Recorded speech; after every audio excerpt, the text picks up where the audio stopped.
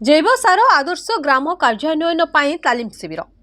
ओडिशार धान आधारित फसल एवं कृषि प्रणाली पाई गुणात्मक बायो इनोकुलांट उत्पादन लोकप्रियता एवं जोगाण एवं आईसीएआर एवं डीएएफई नुआदिल्लीर मेरा गाँ मेरा गौरव कार्यक्रम अंतर्गत आईसीएआर सीआरआरआई कटक द्वारा कटक जिलार नियाली ब्लॉक वौपल्ली ग्राम जैव सार मॉडल ग्राम कार्यकारी करबा उपरे तालीम कार्यक्रम 15/5/2026 रे आयोजित होता।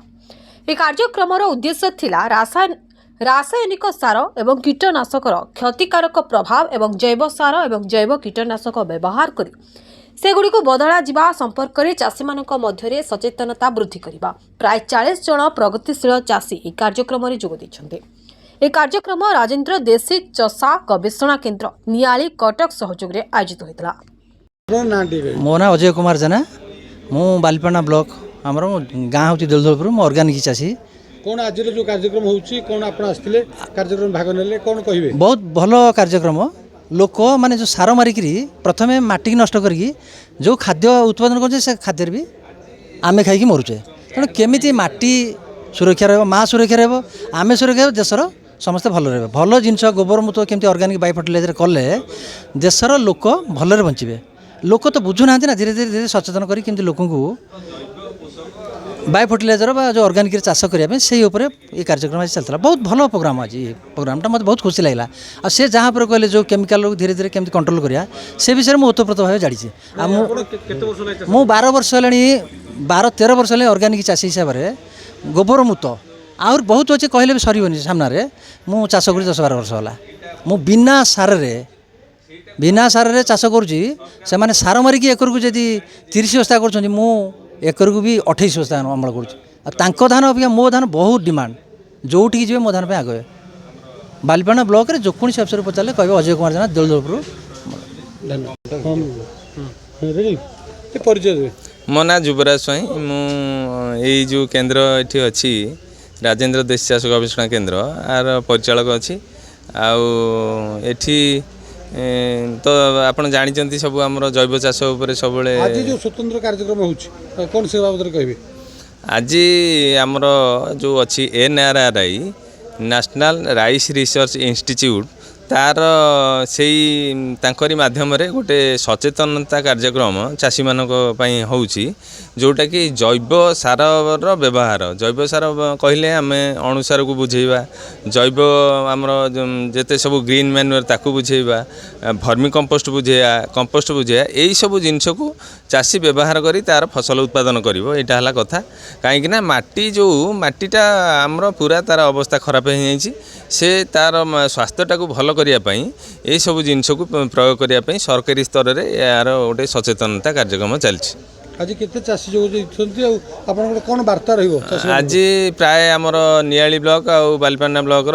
चाषी मैंने अच्छा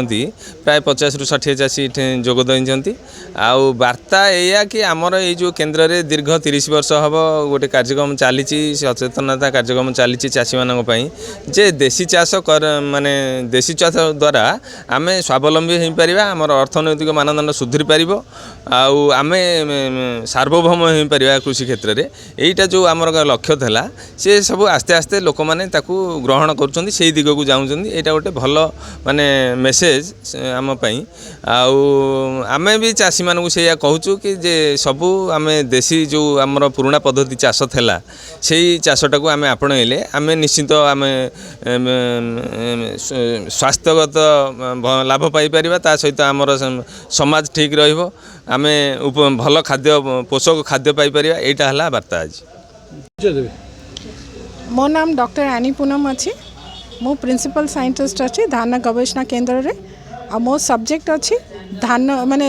फसल प्रबंधन जोति कि केमती लगा जाए केते परिमाण रे लगा जाए केबे सारटा दिया जीवो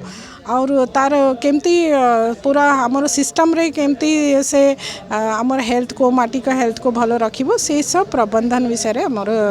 आलोचना होची और आम रिसर्च करूछु। आज राजेंद्र देशी चाष गवेषणा केन्द्र जो कार्यक्रम होउची से कार्यक्रम संपर्क में कौन कहिबे?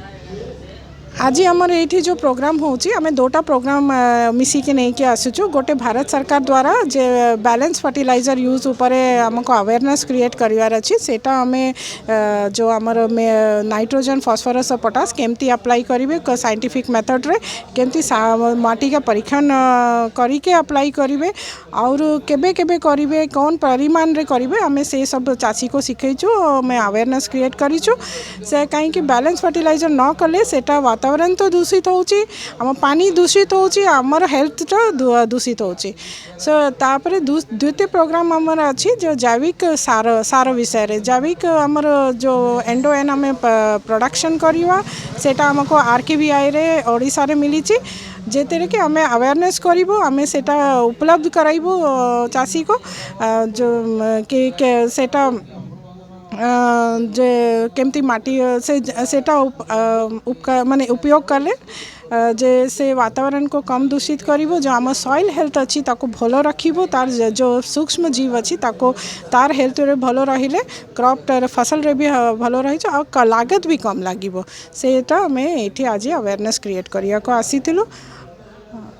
धन्यवाद।